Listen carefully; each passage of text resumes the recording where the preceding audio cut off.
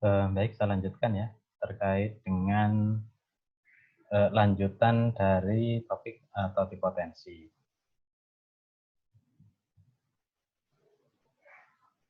Nah, kalau tadi sudah saya jelaskan terkait dengan totipotensi sampai beberapa slide tadi ya. Kemudian untuk kali ini lanjutan, tapi sepertinya setelah saya cek lanjutan ini lebih ke tambahan pengetahuan terkait dengan istilah-istilah yang mungkin bisa menambah wawasan ya dalam lebih memahami terkait dengan totipotensi dan aplikasinya nanti ya. Oke, yang pertama ini saya lanjutkan yaitu terkait dengan thin cell layer culture. Ya. Saya besarkan dulu ya. Nah, thin cell layer culture ini atau TLC ya. TLC ini dikembangkan oleh Tran Van. Kalau dilihat namanya ini sepertinya ilmuwan Vietnam ya, sepertinya ya. Dan dijelaskan dalam serangkaian makalah terkait proses tersebut. Nah, mungkin langsung saja biar paham. Ini saya ada satu contoh di bagian kiri ya, di gambar itu bisa dilihat ya. Bisa dilihat gambarnya sebenarnya bagaimana TLC itu. Ya. Ini dari atas bisa dilihat. Ini explant-nya, kemudian disterilisasi, dipotong-potong ya. Dipotong-potong.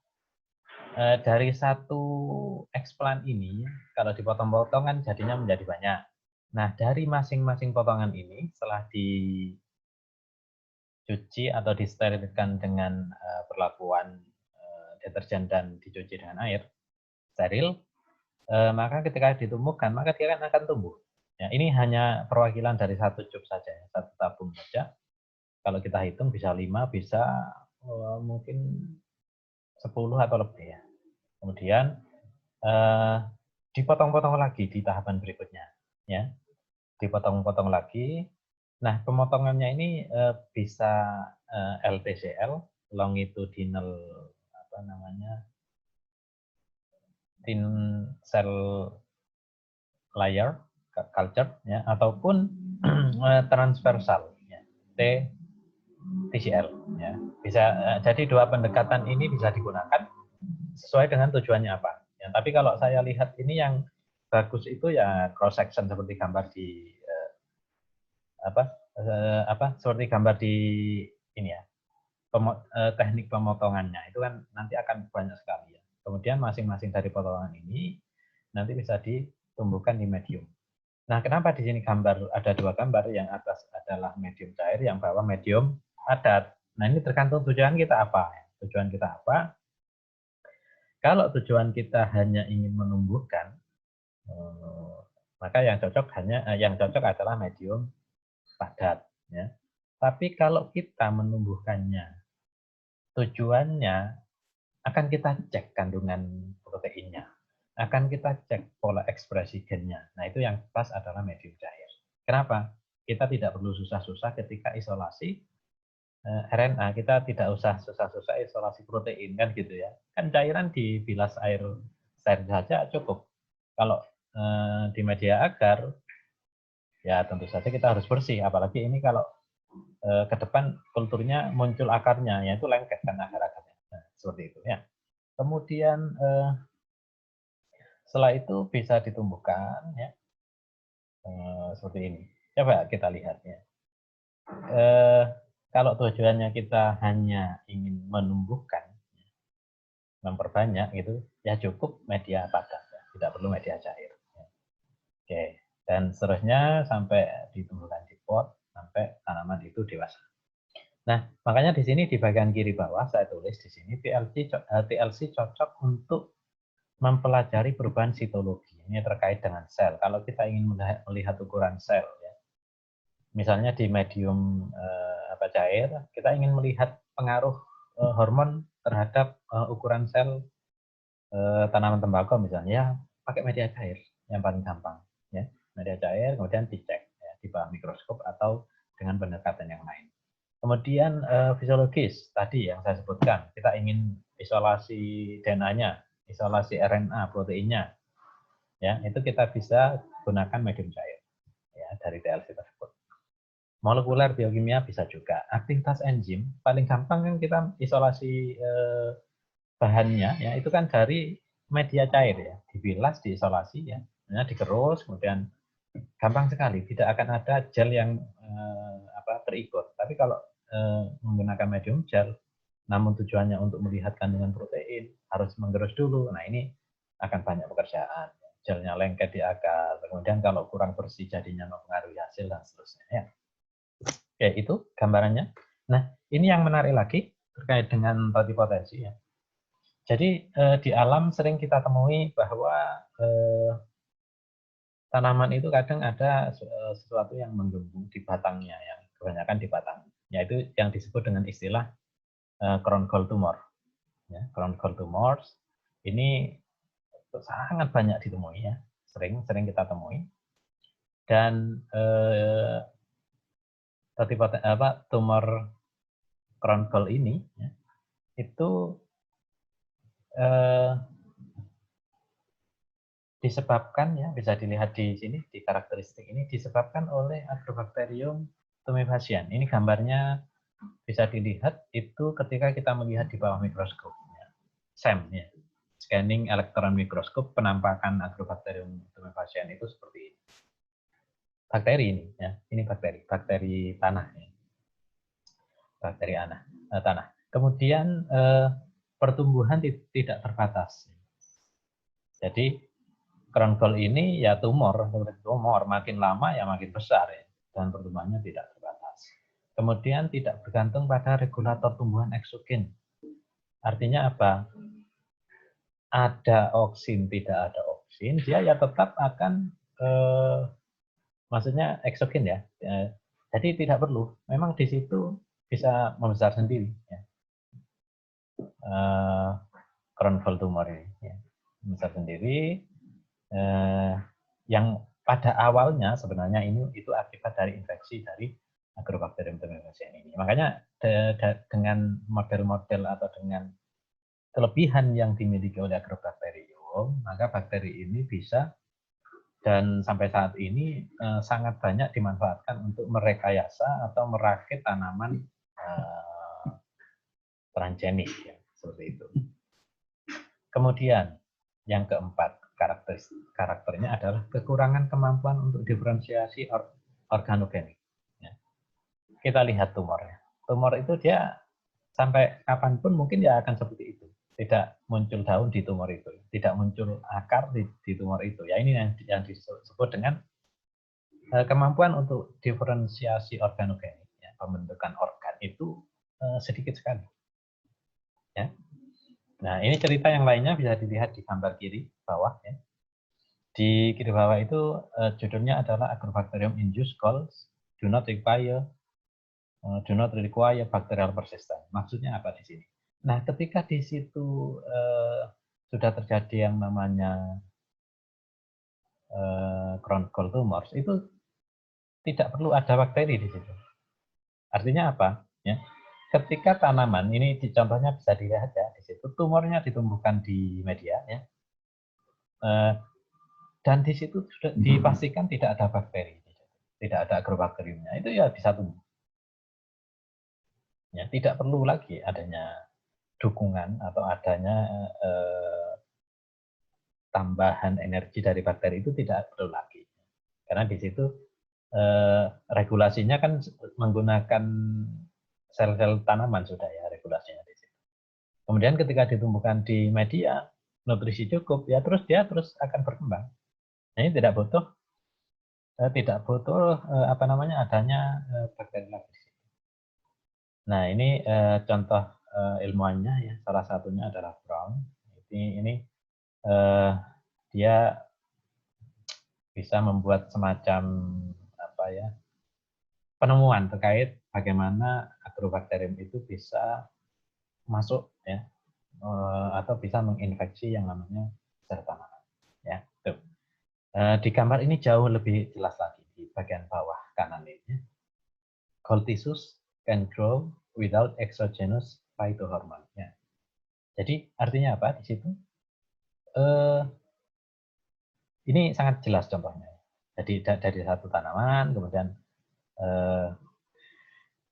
kalau normal tanaman ya, maksud saya normal tanaman itu bagian dari tanaman yang dijadikan eksploran di situ, ya dia tidak dapat tumbuh tanpa adanya hormon ya di media itu.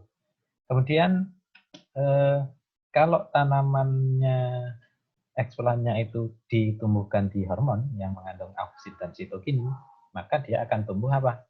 Kemarin kalau konsentrasinya sama berarti apa? Muncullah kalus.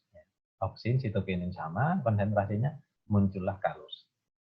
Mau ke tunas tidak bisa, mau ke akar tidak bisa, jadilah kalus. Kan gitu ya gampangannya. Nah kemudian bagaimana dengan crown gall tumor tadi? Nah ketika kita mengambil crown gall tumornya, menumbuhkan di media MS biasa tanpa hormon apapun, ya dia tetap akan tumbuh gitu ya. Artinya apa di sini?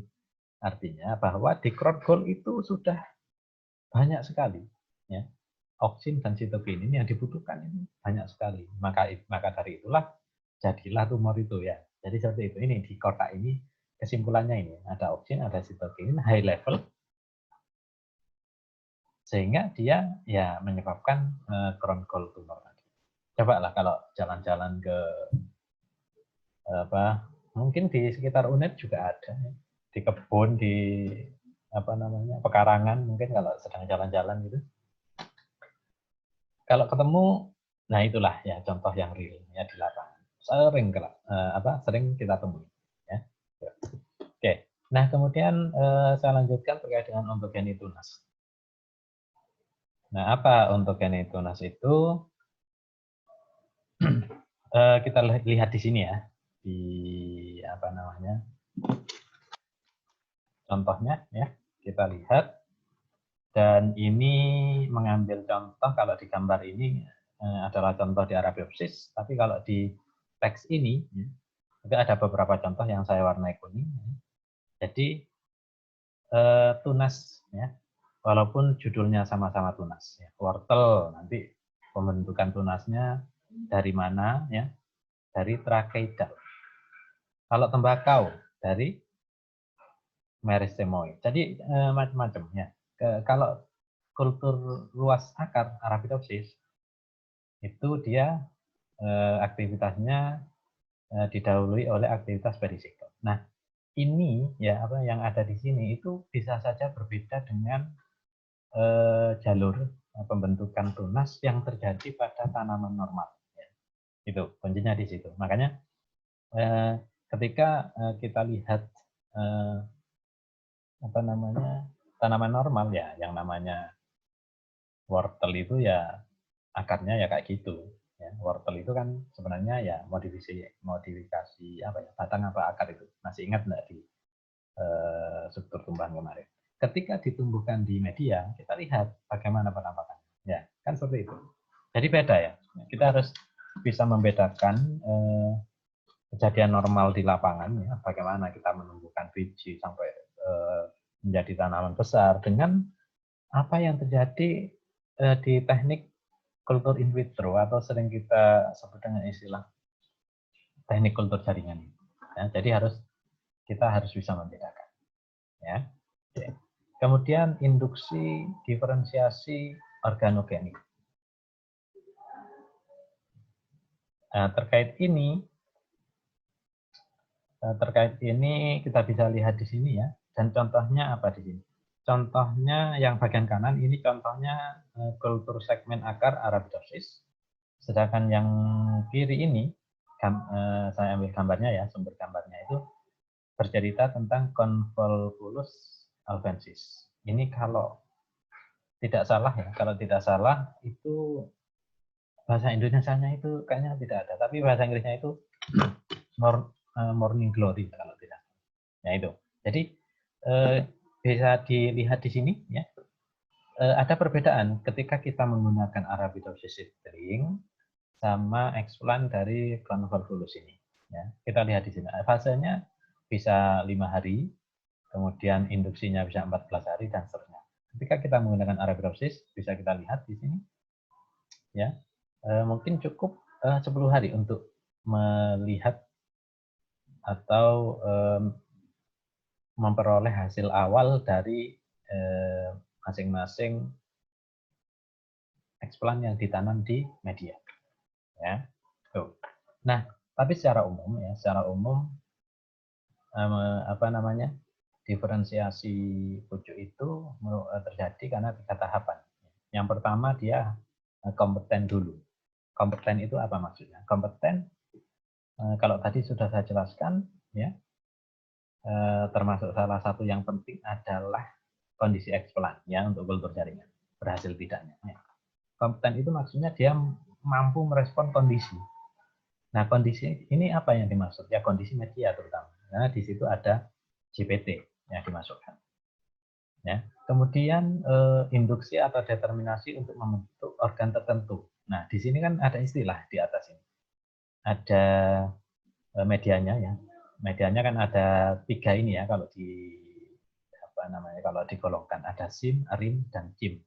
SIM itu adalah sub induction media, RIM itu root induction media, dan CIM itu callus induction media. Seperti itu.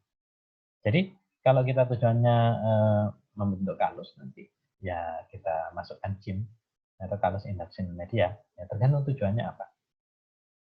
Ya, kalau mau induksi pucuk ya SIM media yang harus dimasukkan atau yang harus digunakan. Nah, kemudian nanti akan tahap berikutnya akan terlihat secara morfologis di situ. Ya. Oke. Nah, yang bagian kanan ini contoh pada Arabidopsis. Seringkali memang muncul yang namanya Arabidopsis ini karena memang dia tanaman model, ya, tanaman model. Makanya sering dipakai, ya. Baik untuk model-model penelitian kultur jaringan seperti SIM, CIM, dan RIM ini, ya, sehingga akan mudah terlihat dan dalam waktu yang singkat. Nah, ini kelebihannya, ya. Kemudian Arabidopsis thaliana ini juga sering dijadikan model untuk belajar organogenesis, kemudian ontogeni, molekular, dan seterusnya. Ya, seperti itu. Dan juga ada istilah di sini pluripotensi. Kalau pluripotensi dan jangan sampai bingung, ada topipotensi, ada pluripotensi. Ya, pluripotensi ini lebih ke pasca ini ya, pasca topipotensi ya, bisa dikatakan seperti itu. Maksudnya ini akan lebih kompleks karena tidak hanya melihat aspek kemampuan menjadi tanaman utuh, tapi dia tanaman utuh plus juga fungsional, ya. Dan ini sering diistilahkan dengan SAM sama RAM, shoot apical meristem dan root apical meristem. Itu lebih sudah jelas ya kalau shoot apical meristem dan root apical meristem itu kan sudah mulai kelihatan ya.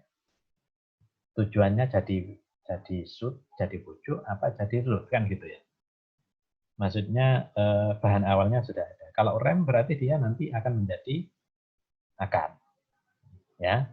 Nah, untuk menjadi akar kan butuh proses di situ ya. Proses yang melibatkan metabolisme. Nah, ketika semua fungsional, ya semua proses pembentukan akar itu menjadi mudah. Dan termasuk di situ disertai dengan komponen yang ada di dalamnya, enzim, protein, DNA, RNA, semuanya harus fungsional di situ, ya, sehingga mendukung ternyata hasilnya bagus. Nah, ketika hasilnya bagus dan mirip dengan induknya, ya, maka dia disebut dengan memiliki pluripotensi. Makanya di kultur jaringan apapun eksplannya, kalau itu hasilnya sesuai dengan tanaman induk, dari segi hasil, dari segi ukuran, dari segi kesehatan dan seterusnya, itu yang diharapkan sebenarnya, termasuk status diploidnya, ya, tetap bisa menghasilkan biji dan seterusnya. Nah, inilah yang disebut dengan istilah perbanyakan klonal tanaman. Klonal itu sama sesuai persis dengan induk, ya, itu.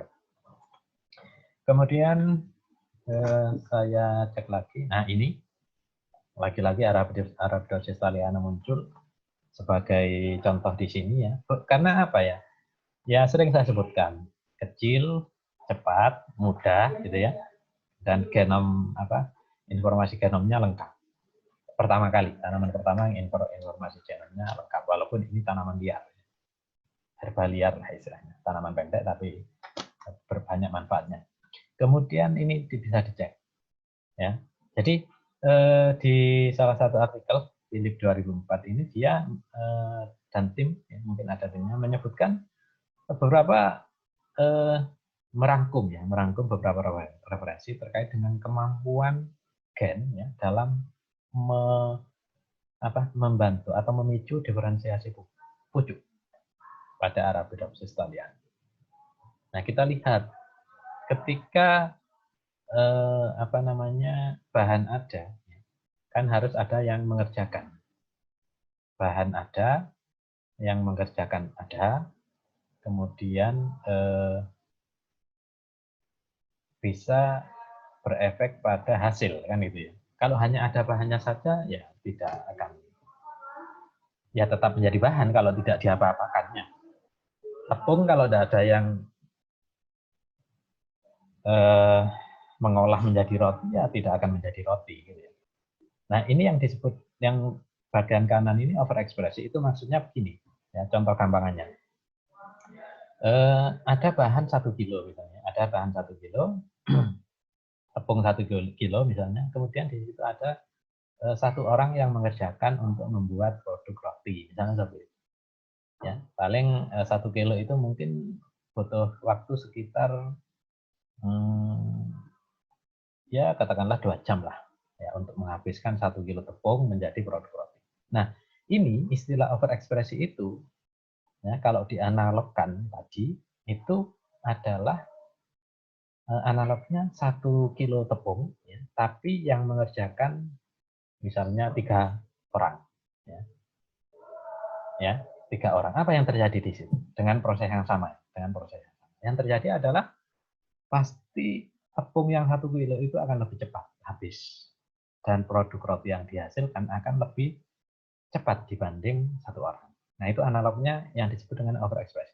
Nah, ini gen-gen yang terlibat di sana. Ketika di Arabidopsis itu ditambahkan gennya, maka kecepatan dalam pembentukan atau diferensiasi pucuk itu bisa mungkin 3 kali, bisa 5 kali, bahkan mungkin 10 kali lebih cepat dari segi waktu.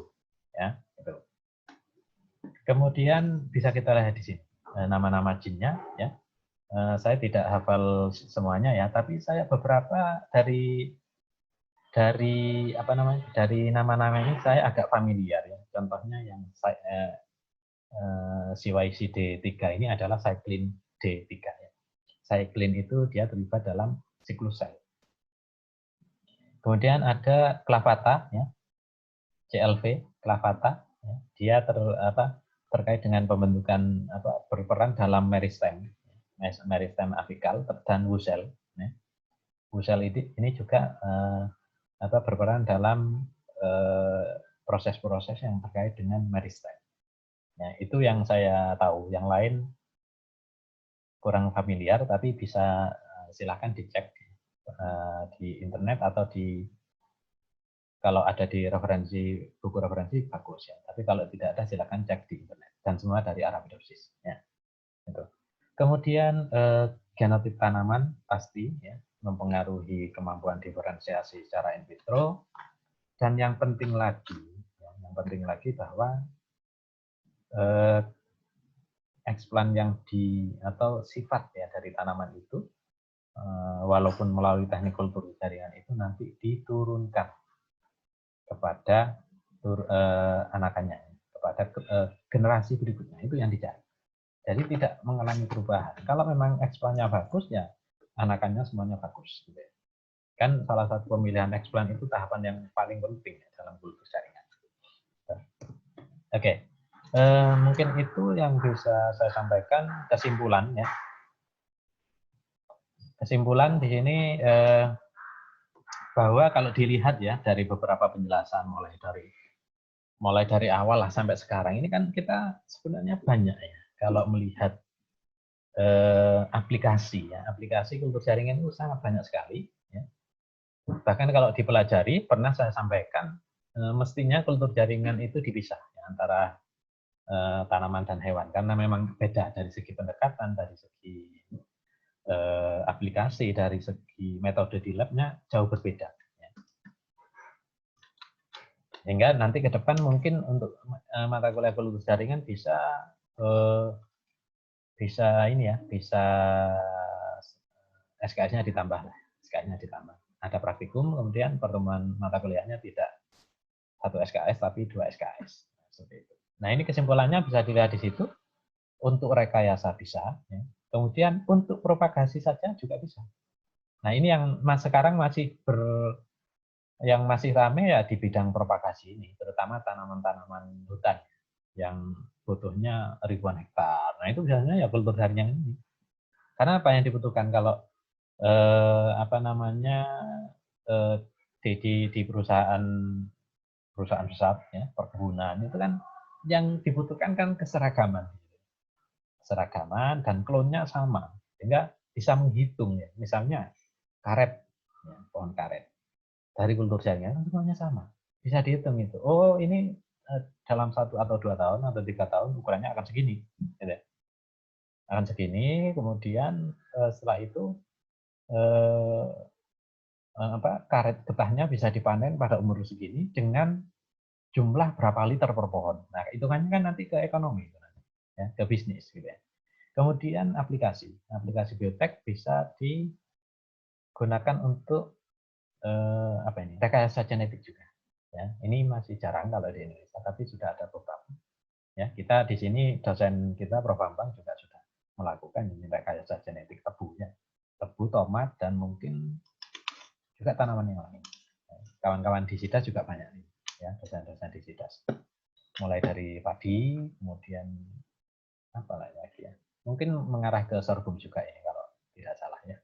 Kemudian, nah ini yang saya tulis kuning, memanipulasi komposisi media kultur itu ya memang tetap harus dilakukan karena tidak bisa dipukul rata ya.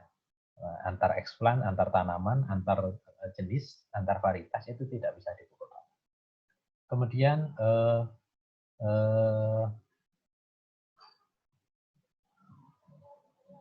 nah ini terkait dengan genetik ya, terkait dengan rekayasa genetik, maka ada beberapa yang gen yang itu bisa ditambahkan dalam atau dimasukkan ke kultivar tertentu yang fungsinya itu bisa membantu kecepatan dalam proses apa?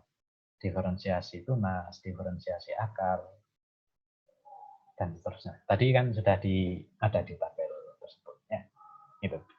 Nah, ini soalnya banyak ya informasi di Arabidopsis thaliana ini. Kalau mau lebih lanjut, gen apa saja, atau bahkan mungkin banyak sekali gen-gen baru yang bisa ditemukan di situ ya. Di websitenya www.arabidopsis.org ya. Itu banyak sekali ya, komplit mulai dari mutannya ada, bijinya ada, klon DNA-nya ada, lengkap ya. Plasmidnya banyak ya, tinggal pilih aja. Dan biasanya kalau mahasiswa dan peneliti itu kadang-kadang bisa mendapatkan gratis ya, karena untuk penelitian bukan untuk komersil. Jadi memang beda, mereka menjual ke perusahaan dengan ke mahasiswa beda. Kalaupun toh harus bayar, itu banyak diskonnya untuk mahasiswa dan peneliti. Ya, tuh. Baik, itu mungkin tambahan dari saya. Kita lanjutkan di video berikutnya, yaitu di video berikutnya nanti akan menjelaskan ya tentang isolasi dan fusi protoplas. Ya. Kemudian video terakhir nanti bercerita tentang aplikasi kultur jaringan untuk perakitan tanaman transgenik. Jadi itu. Ya, ditunggu saja videonya. Yang jelas kita ketemu di hari Senin ya. Hari Senin setelah sholat subuh, istilahnya kuliah subuh lah ya, tapi tidak apa-apa ya. Itu nanti mungkin akan kita isi ya, karena tidak ada presentasi ya yang rencananya atau yang sudah kita agendakan tapi waktunya tidak nutut. maka ya kemungkinan besar akan ada asesmen lagi, akan ada kegiatan yang tujuannya adalah untuk menambah poin-poinnya atau mengkoleksi poin. Saya lihat bisa jadi kuis, bisa jadi tugas kelompok gitu ya. Kita lihat saja nanti. Saya masih mempertimbangkan. Oke. Baik itu, saya akhiri. Assalamualaikum warahmatullahi wabarakatuh.